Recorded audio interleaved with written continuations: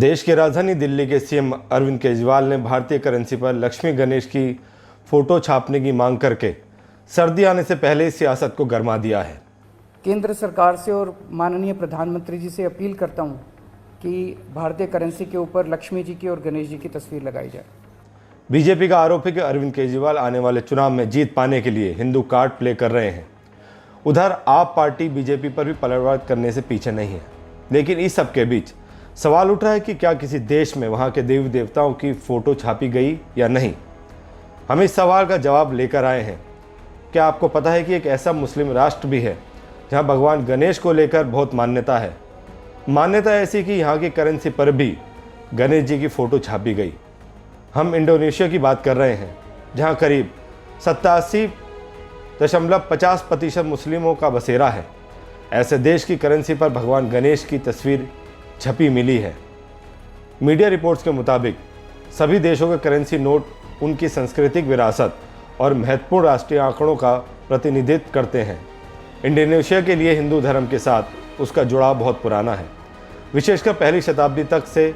चूँकि इंडोनेशिया एक महत्वपूर्ण व्यापार मार्ग पर स्थित है, इसलिए समय की ज्वार न केवल अरब जैसे क्षेत्रों से मूल्यवान सामान अपने तटों पर बह गया है, बल्कि व्यापारियों और नाविकों ने अपनी संस्कृतियों और धर्म का भी निर्यात किया है। यह इंडोनेशिया की मूल संस्कृति के साथ जुड़े थे, जिसने कई अनूठी समकालिक परंपराओं को जन्म दिया जो आज तक जीवित है।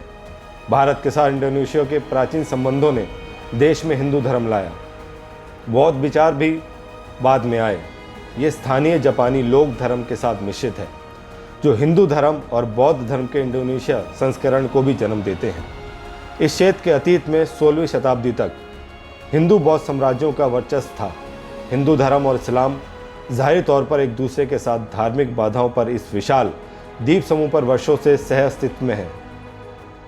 वास्तव में इंडोनेशियाई लोगों ने इस्लाम का एक अनूठा संस्करण भी बनाया है, जिसे वतु तेलु कहा जाता है, जो इस्लाम के 5 स्तंभों में से केवल 3 को ही अपनाता है। वतु तेलु के अनुसार धार्मिक अभ्यास में पैतृक पूजा और जीववाद के तत्वों को भी शामिल करते हैं। इंडोनेशिया माजापहित साम्राज्य क्षेत्र पर शासन करने के लिए सबसे बड़े साम्राज्य से अपनी कई राष्ट्रीय प्रतीक खींचता है। यह अंतिम भारतीय साम्राज्य था जिसने इंडोनेशिया को शामिल करने वाले 17,000 द्वीपों पर शक्ति और प्रभाव डाला। इंडोनेशिया के लाल और सफ़ेद झंडे के मध्ययुगीन मजापहित साम्राज्य के बैनर से लिया गया है, जो क्षेत्रीय व्यापार पर अपनी पकड़ के साथ समृद्ध हुआ था। दरअसल कुछ साल पहले इंडोनेशिया की अर्थव्यवस्था बहुत बुरी तरीके से लड़खड़ा गई थी।